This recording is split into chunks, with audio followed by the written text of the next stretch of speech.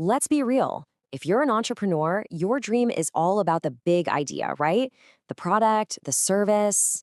But before any of that magic can happen, there's this one huge hurdle every single founder has to clear: getting the money to make it real. So, in this explainer, we're going to break down exactly how you can mobilize those financial resources for your business.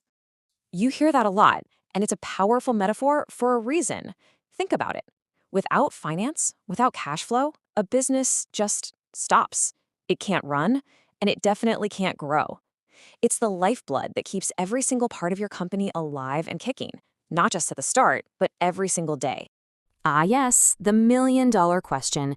And sometimes it's literally a million-dollar question. Figuring out where to find your funding is probably one of the most important skills you can have as an entrepreneur. So let's map out this whole financial landscape together. Okay, so here's our game plan. We'll start with why money is so critical in the first place. Then we'll figure out how to think about what you actually need it for. We'll look at timelines, where the money comes from, and then zoom in on a few common examples before we wrap it all up with how you can make the right call. Ready? Let's do this. First things first, let's really hammer home why finance has to be step one. It's not just about getting the lights on for the first time. Funding is something you're going to be thinking about for the entire life of your business. The need for cash never really disappears. It just evolves. You need money to launch, obviously, but you also need it to keep the day-to-day operations running.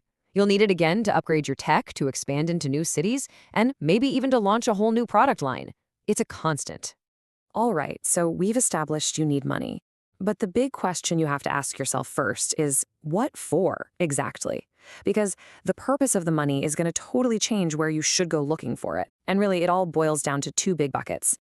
On one side, you've got fixed capital. I want you to think of this as the big, heavy, foundational stuff: the factory, the office building, the serious machinery. These are your long-term investments. Then, on the other side, you've got working capital.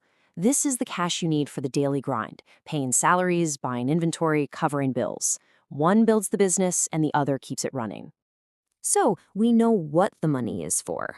The next logical question is, for how long? This idea of duration, of matching your funding to your timeline, is absolutely key. You don't want to use a short-term solution for a long-term problem. So if you just need cash to bridge a gap for less than a year, say you need to stock up on inventory for the holiday rush, you're looking at short-term sources. Things like trade credit or factoring are designed to be quick and flexible to cover those immediate needs. Now, for things that last a little longer, maybe between 1 and 5 years, you've got your medium-term options. This could be for something like leasing new equipment or a small expansion. It's that sweet spot right between the daily expenses and those massive long-term projects. And of course, for the really big-ticket items, like buying that building or funding a huge expansion, you need long-term financing. These sources are built for things that take more than 5 years because they match the long lifespan of the assets you're buying. We've covered the what and the when. Now let's get to the who. When you get right down to it, all funding comes from one of two places. It's either your money or it's someone else's. And this is a huge trade-off. Owner's funds, or what we call equity, means you're using your own cash or selling off a piece of the company. The great thing is, you don't have to pay it back, but you might have to give up some control. On the flip side, you have borrowed funds, or debt. This is money you have to repay with interest. The upside here is that you keep 100% ownership of your company, but now you have that debt to manage. For instance, if you have a crazy growth idea but no revenue yet, equity might make more sense because there's no pressure to repay a loan. But if your cash flow is steady, taking on a little debt to keep total control could be a really smart move. And this brings up another way to look at it: is the money coming from inside or outside the business? Now, you might have noticed that retained earnings, that's your reinvested profits, showed up under owner's funds, and now it's here under internal sources. That's because it's both. It's money that belongs to the owners, and it's generated from inside the business. It's just a different lens to help you categorize your options.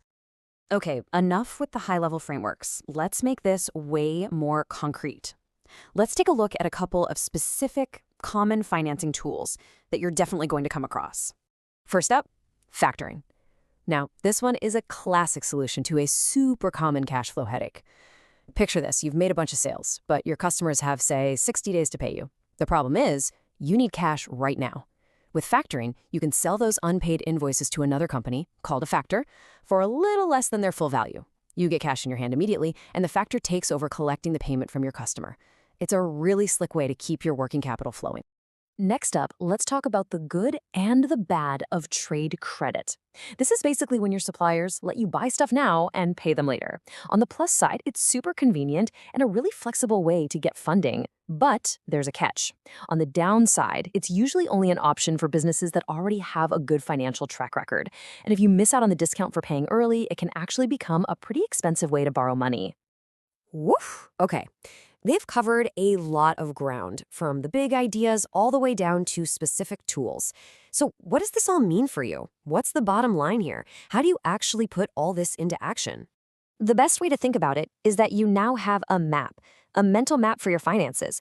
You can look at any financial need and break it down with three simple questions. What kind of capital is it, fixed or working? When do I need it for, short, medium, or long term?